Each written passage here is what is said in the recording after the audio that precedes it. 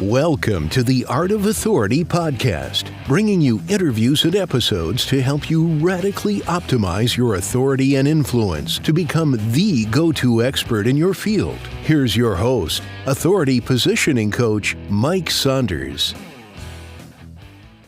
Hey guys, Mike Saunders, the authority positioning coach here for another segment of the Art of Authority. Hey, so we've been talking about your authority positioning platform, which is what your message is and how you can communicate that message with authority and expertise so that people see you as the obvious choice. One of those topics we've been touching on is how to develop and communicate your competitive advantage.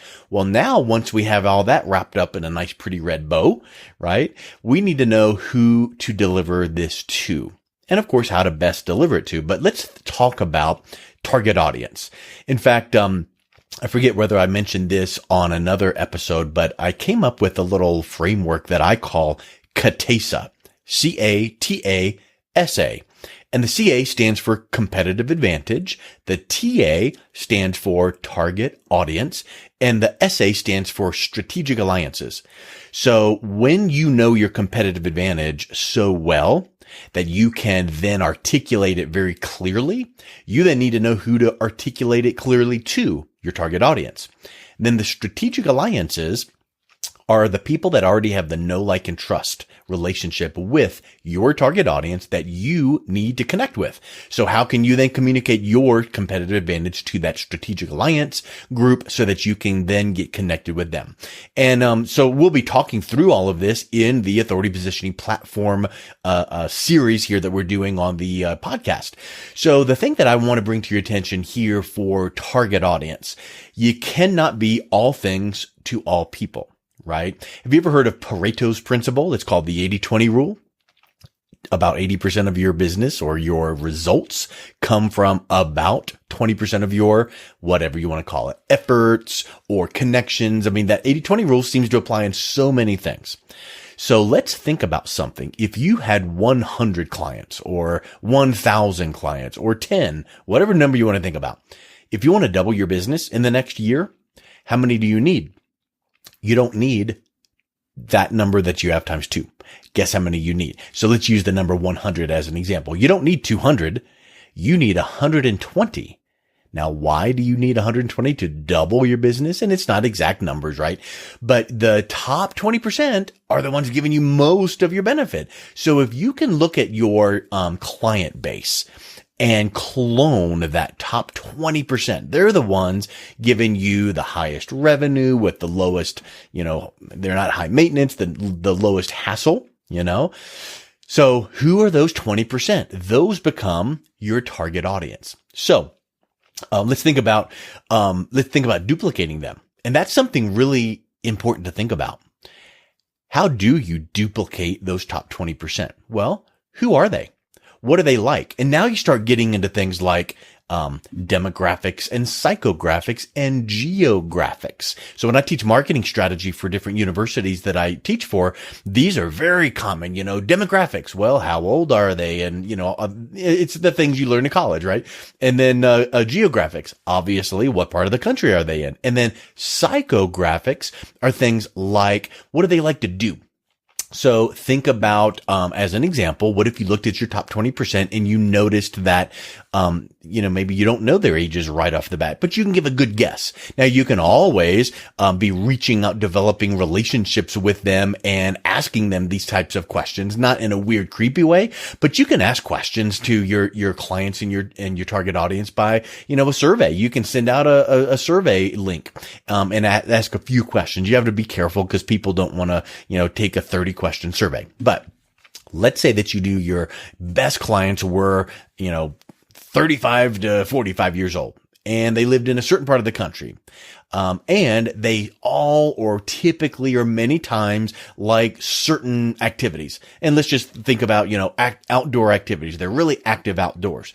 Well, you could start crafting your content to be able to attract those same people by mentioning outdoor things that you do. And I was talking to someone this past week that likes to, take long hikes and climb, mountains here in Colorado. Well, he's been taking his camera or his phone, but he's been videoing his climbs. Not hard climbs, but like climbing a 10, 12,000 foot peak. And that really connects with his audience. Well, what if his audience were CPAs that wore, button up 3-piece suits and never like to leave their house? That wouldn't relate to them. So he knows his target audience. We need to figure this out. You need in your business to figure out who your best clients are, your best target audience, because when you can articulate your best clients, that becomes now who the bigger pool of your prospects. So if you know your clients look like X, then if you can go out there and find out where they congregate, where they like to go online and offline, then you can get your message out in front of them a little bit better. So let's think about your target audience, and let's think about some ways that might relate really well to that specific, call it an avatar or a persona, but think about your best clients, your 20%, and think about why they're your best clients. Think about this. What problems do you solve for them? And it's really not just, oh, well, we fix cars, so that's the problem we solve for them. Nope, that's not the problem. The problem may be, and I'm just making this up on the spot, so you might think of even better example than I can in this car example. The problem is not your car broke down, I can fix it. The problem may be that you need to, you help families or leaders of families provide for their kids in a better way. And you're going, what? Well, if a car is broken down, you might not be able to get to your job. And if you can't get to your job too many times, you might lose your job. And that affects your income and that affects your family. So, wow, you've got a better purpose than turning the wrench on that engine of that car. You see where I'm going with that? I think that's really, really powerful to think about. Way back years ago when I was in the banking industry, there was a trainer in the financial services world, and he would teach you how to, like ladder up and level up your questioning process with a prospect. And they would say something like, hey, what are your financial goals? Well, I want to be able to whatever, fill in the blank. And they would say, oh, that's a good one. Why is that important to you? Oh, well, it's important because, and they would, give their answer. And he's like, oh, that's really good. A lot of my clients say that as well. So why is that important? And I think it's kind of like, you got to be careful, because a 3-year-old that keeps asking why, at some point it's like, that's enough. But if you can figure out and peel back the layers of that onion and figure out what's truly super important to that person, call it your target audience or your client, now you've got something to talk about. So think about what keeps them up at night, so to speak. Some people do toss and turn and they can't sleep because of a problem. But what is that problem that you solve for them? And it might not be the first blush that you think about. So I was just talking to a colleague of mine on an interview, and we were talking about speaking in public. And so many people are afraid of speaking in public, right? But it might not be the fact that you're afraid of getting up in front of people. It might be that you are afraid of being judged. And that's what we came up with there. And then another aspect of that is the confidence that you have in yourself, of your abilities, your expertise, the confidence you have in your content that you're going to be delivering to that group of people, whether it's on a Facebook Live or speaking in public. They all tie together. So if you were to say, I help speakers, speak better, it's not the actual voice that you're helping them with. Sometimes it is their voicing. Sometimes it's their authoritative voice that you're helping bring out. Maybe it's their confidence. Maybe it's their personal development. And all of that has different ramifications too, because then when you say, you know what, I want you to give a speech in front of 4 people tomorrow on your business. You could do that. But what if you added a couple zeros and it was 400 people? Ooh, that would freak you out. Sometimes some people that would not freak out. So let's bring it full circle back here to target audience. When you know your true target audience and the people that you really are dialed into helping, and you know what bothers them, and you know a couple layers deep of what bothers them, guess what another win is in discovering this information? They feel understood and heard. You hear the phrase, empathy. Empathy is so great to have, and you need to empathize with people, and that's really true. But guess why that's important? It's because that person needs to realize that you are present enough in their interaction with them, whether it's even in person or if they're reading your content, even if it's a blog post or a video, they need to realize that he gets me. She gets me. Yeah, that is true. Have you ever had some speaker go, have you ever had a time where, and you're kind of nodding your head going, yeah, oh my word, that's true.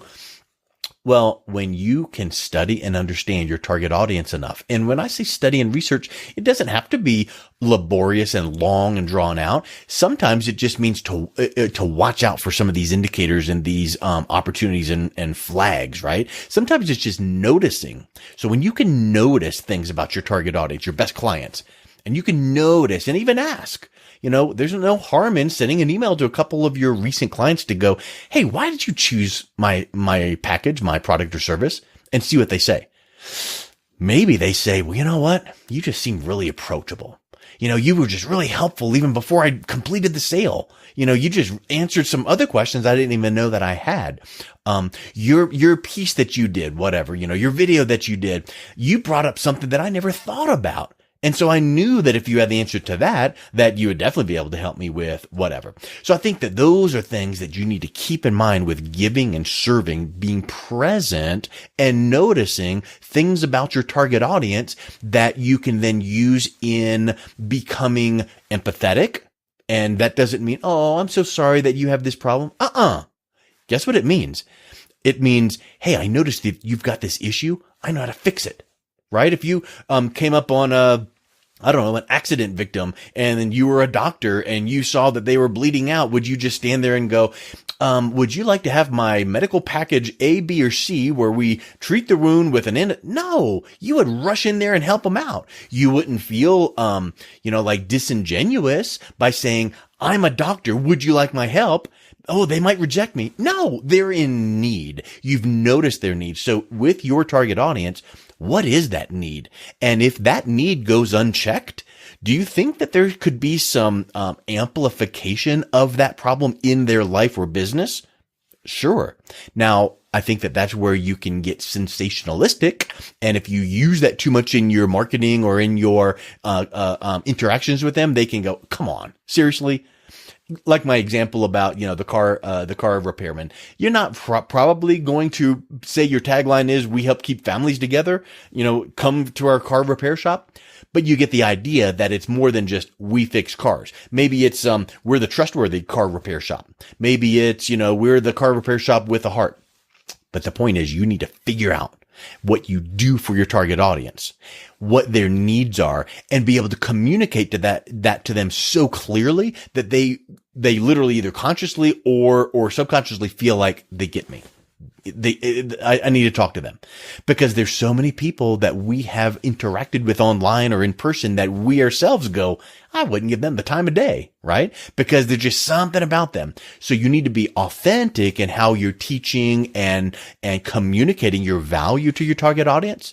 And so let's wrap up this segment with, we are talking about target audience, how to clone your best clients to that target audience to get more of your best clients, to get more of that 20%, right? Well, to be able to do that, you need to be confident in your own messaging and in your own value to that target audience. You need to know who they are and where they are, and you need to know how best you serve them so that in your communication, whether it's video or written communication, that you can express how you serve and how you solve, right? Serve and solve, so that they realize that you can be their coach, their guide, their solution. And with that, you'll be able to really penetrate deep to that target audience. And that's what I want you to realize here is selling and marketing is very, very important in our businesses. But if you are not able to distance yourself from your competition by being seen as that authority and expert and influence, like we talk about as the authority positioning coach, that's what I do with helping my clients. But your target audience will not see you that way if you're not confident in what you provide. And here's something else. The more you see your own authority and expertise in action out there and getting results, you become more confident. So when you see, hey, you know what? I was interviewed on that podcast and boy, that guy out there on iTunes, and I took that link and I put it up on my Facebook, and I had 3 or 4 clients go, wow, that was a really great interview. Thank you for that. I learned something new. You start thinking, I kind of do have something to contribute and provide my client base. So the more you get out there and the more you, give and serve and educate your target audience, the more you can clone and duplicate that top 20% so that you can build your business. So until next time, remember that building your authority is your number 1 priority. Make it a great day. You've been listening to the Art of Authority podcast. Are you interested in building your authority positioning as the number 1 strategy to grow your business, brand, and influence? Book your authority audit today. This 7-point audit of your current authority position will uncover opportunities and show you how to be seen as a leading expert and authority your industry looks to for advice. Visit www.authoritypositioningcoach.com.